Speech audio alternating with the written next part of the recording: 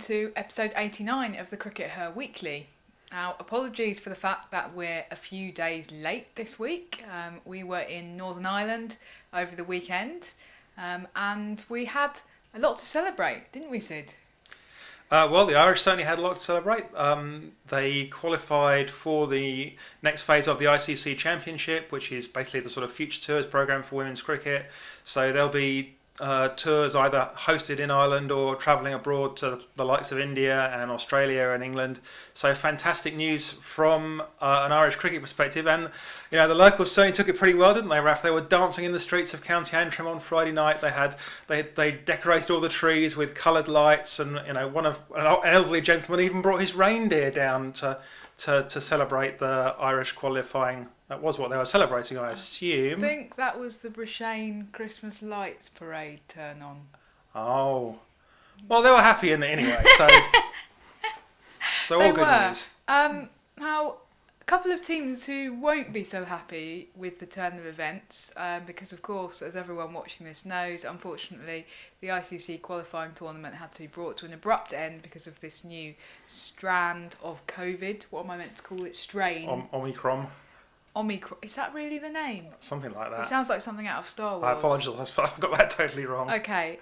Anyway, this new strain of COVID has unfortunately wreaked havoc, and that means that while Ireland have qualified for the next edition of the ICC Championship, Thailand, who have had a kind of meteoric rise in women's cricket in recent years, and were going to finish top of their group in the qualifier, have unfortunately been told that they won't be playing in the World Cup and they won't be in the next edition of the ICC Championship because effectively they didn't have a ranking because of the fact that their men's team don't have a ranking, and that's how the ICC do things. And of course Sri Lanka miss out as well, miss out on the World Cup. So that's going to be disappointing for them. Their team was a bit ravaged with COVID anyway, so that was their kind of hopes were hanging by a thread. But it's all been a bit of a disaster for the ICC, Sid. Yeah, I mean Sri Lanka miss out, in a very disappointing way, as well as Thailand. Sri Lanka miss out on the basis of a ranking based on 5 ODIs, which were all against Australia, England, and South Africa, whereas Bangladesh get through on the basis of ODIs against Pakistan, but 4 of their counting 5 ODIs were against Zimbabwe, who are, respect to Zimbabwe, but they're not as good as England or Australia. And if they'd been playing England or Australia or South Africa, then they'd have a rubbish ranking too. So the system is clearly broken. And what we're seeing here is that something that the ICC need to sort out. They need to sort out the way that they're basing all this stuff for the women's game on the way things are done for the men's game. So if you've got this status in the men's game, you've got this status in the women's game. That's just not going to work going forwards. The ICC's own stated objective is to accelerate the growth of women's cricket in America, for example, in the United States in particular. You can't accelerate the growth of women's cricket in the United States, which is a fantastic opportunity, I agree, and then tell them, oh, by the way, but you've got no governance rights at all, and you've got no real status in this on the grounds that your men's team is no good, when we're deliberately trying to make your women's team almost accelerate them way past the men's team. So they really need to sort these things out, and it's another case of where we really need some degree of separate governance for the women's game. Yeah, absolutely. Well, I totally agree with you, Sid, funnily enough. Now, there have been calls on Twitter by Women's Cricket Blog, for one, to plead with the ICC to give Thailand a wildcard entry to the next edition of the championship. And it's not too late. That could still happen. How likely do you think that is to happen, Sid? Well, I think the ICC are very wedded to their rules, aren't they? And I don't think they're generally very likely to make exceptions, except if it's one of their top countries, of course. I mean, if this had been, an extreme case, but if this had been India missing out, you can bet your bottom dollar they'd have found a way to sort that. Quite. Anyway, we shall see, but we shall continue to do our very small bit to put pressure on the ICC to do that, because I think that would be a good thing to do. Okay. Now, the other thing that we did in Northern Ireland over the weekend was we were able to watch the grand final of the WBBL, Scorchers against the Strikers. And I was very happy because my team, the Scorchers, won their first ever WBBL title. So that was very exciting. And it followed hot on the heels on a couple of I'm not meant to call them semi-finals, am I? What am I meant to call them? Predators and Terminators, something like that. I don't think that's quite right. It's almost right, Raf. Okay, I mean, I No one will notice. can never remember what I meant to call them, and I'm a reasonably intelligent person. Yes. Thank you. That was a bit too slow there. I'm a reasonably I intelligent. didn't realise I was being asked to agree, Raf. I'm a reasonably intelligent person, and if I can't remember, then I do think that it tells you something about this new system that they've chosen to adopt this year. I think it's overly complex. I think that the problem with it is that it makes it very difficult for the sides who have finished third or fourth to progress to the grand final. And to have a chance of them winning that match. Because effectively what we saw this week was that the strikers had to play 3 games in 5 days, I think it was, and that's quite a lot of cricket in a relatively short space of time. When you're up against a team like the Scorchers, who have just been, sat on their heels for a few days, having a nice rest and, just doing a couple of media interviews. So I think that puts the team who finished third or fourth at too much of a disadvantage. And from a Scorchers perspective, I suppose you could say, well, it was nice to progress straight to the final, but I would have liked to see a bit more of Devine and Mooney actually having a go at playing in a semi-final. And I think if you don't back yourself as a team to win a semi-final, then you've got bigger problems. So I just found it a bit complicated, and I didn't really like it as a format. Okay, well, I mean, I liked it. We can agree to disagree on that one. Okay.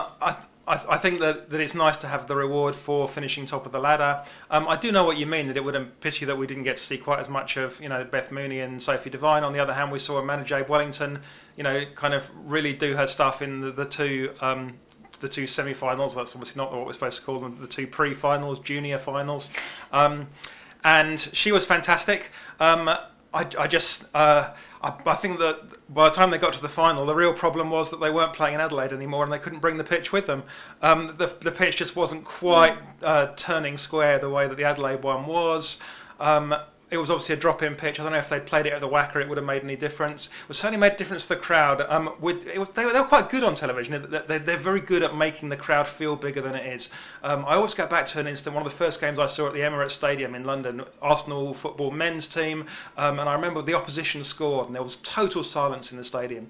And then I went back home and watched the replay on the television, and when the opposition scored, there was a huge roar went up, because what they'd done is they positioned the effects microphone right in front of the 100 or so opposition fans, well away at that moment from the 60,000 Arsenal fans, and they did a good job of that. But we have spoken to someone that was at the stadium that day and said the atmosphere was actually a bit flat with only 15,000 people in a 60,000 seater stadium, so perhaps overreached a little bit there as well. But overall we've had another good tournament. I think that the Australians are very pleased with the results in terms of what's been on television. The viewing figures have been great. Yeah, and 15,000 was a record crowd for a WBBL standalone match, wasn't it? It's a record crowd for a women's domestic match anywhere in the world, we believe. So okay, so that's actually quite exciting. It's kind of this balancing act, isn't it, between wanting to be ambitious for the competition versus it would have felt much better and much nicer if it had been played in the Wacker, which does have a lot of character. Yeah, and I think that Amanda Jade Wellington might have appreciated that. But on the other hand, the local team got to make their choice and they lifted the trophy, and good for them. Sophie Devine's, won a trophy, which obviously is great for her and great for her biggest fan, who happens to be right here with me now. I wonder if she knows. Okay, well, that's WBBL wrapped up for another year. We'll have to wait and see what happens next time around. But closer to home, in other news, we've had a bit of exciting news about one player in particular, Tash Farrant, who has regained her England contract that she lost nearly 3 years ago now. And she's actually made history because she is the first player ever to lose an England women's central contract and then to regain it. So, she's a great player. She's a great person, and it's really fantastic to see her being rewarded after what's been a bit of a difficult period of kind of going away and having to reflect, and then being brought back in via one of these regional domestic professional contracts. So great news for her, isn't it, Sid? Yeah, absolutely. I think that going forwards, what we're probably likely to see is more of this sort of slightly shorter term contracts. Obviously, necessarily what we've seen in the past sort of 7 or 8 years is that the people that got contracts at the beginning have largely kept them, and they've become very long term contracts. Whereas now that there are the regional contracts, I think we're going to see more people stepping between the two, as different people come into form and they slightly outclass other people. And the important thing is that we can kind of keep improving like that, and everyone's got to keep fighting. Tash herself says that she's had to work hard to become a better player, and she's gone there and done it. Another player that we've read about this week is Kirsty Gordon, of course, who hasn't got a contract back, but she is back with the England squad. She's flown with the England squad to Oman this week to be part of their pre-Ashes training camp, so she's obviously in the plan ahead of the Ashes. Yeah. Having lost her England contract, obviously very disappointing for her, but she decided to take the same decision that Tash did to sort of stand and fight. She had a very good domestic season. Lightning didn't have a good season, but she did. She was one of the leading wicket takers on the domestic scene. She did really well in the 100, really well in the RHF, and got her England squad place back, albeit not a central contract. But maybe she could be also one heading back towards a central contract. Yeah, we'd previously speculated that given that there's been quite a gap now since her last match for England, that it's possible that she might have been considering making a switch back to her native Scotland. As we've said before, she's not made any secret of the fact that she still is a Scot at heart, and that's where her kind of emotional loyalties lie. Yeah, I think that's totally fair enough. Yeah, absolutely. But obviously, it is exciting for her to get picked, and if maybe if somebody dangles the carrot of the Ashes or the World Cup in front of her, then that's quite a big carrot. Yeah, and her last game was, of course, in the Ashes, in the 2019 Ashes at the Test in Taunton. So let's see if we see her back this winter. So she's going to become a Test specialist. You get one game every 2 years, Kirsty. Great. I think it's a really interesting point that you make about the potential for the central contracts to become less fixed and people to move more easily between the teams. It's something that you would think that we would see more of in Australia, where their domestic professional system is much stronger and much deeper than ours. And actually the domestic players are financially better rewarded. Even over there, we're not necessarily seeing that ease of movement between the Australian side and the state and WBBL sides, I don't think. It does feel a little bit like there is this real attitude on behalf of the coaches of a kind of sunk cost fallacy, whereby, well, we've invested in this player by giving them a contract, and therefore we're very keen to hang on to them. And players don't tend to get brought in just for the odd series. In the way. Contracts are almost tenured positions, aren't they? Well, and that's maybe not how it should be. But I think that the issue that we've still got in England is that the domestic contracts are generally worth quite a lot less than even your bottom tier of England contract, let alone your kind of tier 2s and your tier 1s of England contracts. And actually transitioning between those two is hard. Still because potentially quite painful on the old wallet. Well, yeah, absolutely. If you've got a mortgage to pay and you suddenly get bumped down from an international to a domestic contract, I think that is, you could really feel the hit there. Really, if we do want that flexibility, then the ECB need to be making it a real priority to raise the level of those domestic contracts. Yeah, the PCA perhaps should institute some sort of minimum wage that they could apply to the women. And yeah, they already have a minimum wage. Apparently, it just doesn't apply to women's cricket. And on that bombshell. Okay. And finally this week, a little bit more serious to finish up with. We did talk last week in the last edition of the CRICKETher Weekly about race issues and racism in light of the Azim Rafiq evidence before the UK Parliament.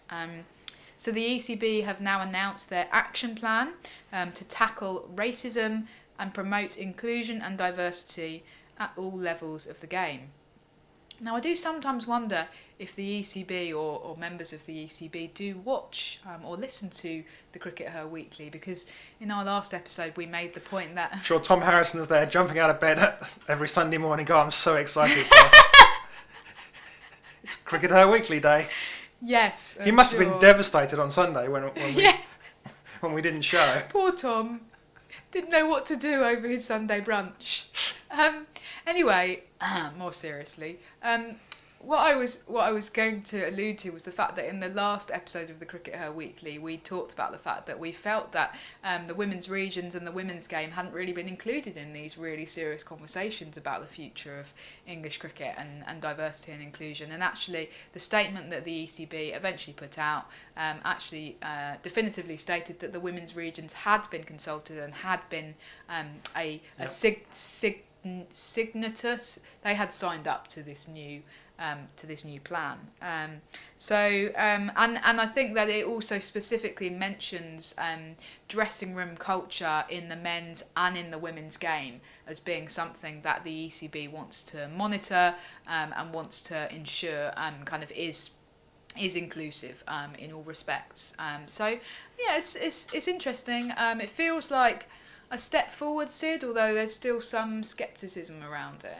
Well, I mean, it's kind of said everything that the plan was, or the action plan was delivered several days late, apparently because the men's counties were arguing about female diversity targets on their boards. So the ECB wanted to set some higher targets for the number of women on county boards, and the existing county boards, obviously, whom are 99% men, objected to this. And there was some back and forth, and that was what delayed the whole thing by several days. And that's just feels very kind of emblematic of where we are. Yeah. And obviously, we all support these moves, and nobody's going to say we're against what the ECB say they're trying to do, but we do need to make sure that we continue to hold them to account for actions that kind of back up these words, because words are actually quite easy, but actually changing the culture of the game, that's really tough. If they can change the culture of the game, particularly some of the horrible things that we've seen and heard over the last few weeks, then that's when you really deserve a £2 million bonus. I'm not sure that you necessarily deserve a £2 million bonus for throwing a lot of money at the 100 and then going, yay, we threw a lot of money at the 100. Yeah. I mean, I think that the point that you've just made about the men's counties being really reluctant to accept these targets for gender quotas on their boards actually shows that, we've been talking about English cricket as being institutionally racist. Well, it's still institutionally sexist, isn't it? Unfortunately, it does look a lot like that. Oh wow! That was a bit Tom Harrison-esque. It looks a bit like it, but I'm not prepared to say it actually is. Well, no, I mean, it is. I don't think there's any doubt that both those things apply, Raf. And it's disappointing, but we need to continue to do what we do best and hold the ECB to account for all those things. I think that, the reason I'm slightly reluctant to start talking about sexism is that I do feel that, the race issue is in some ways more important at the moment. And it's certainly the issue that everyone's talking about. And that's where the focus right now perhaps needs to be. But, we shouldn't drop the ball on the gender issues either, and ensuring that the women's game continues to be promoted, and that, that women's voices continue to be heard within the game, as well as voices of all colours and faiths and sexualities and what have you. Thanks, Sid. Okay, well, we finally got around to it. Apologies again for the delay, but we hope you enjoy this week's edition of the CRICKETher Weekly, and we'll see you in a few days' time. Bye for now.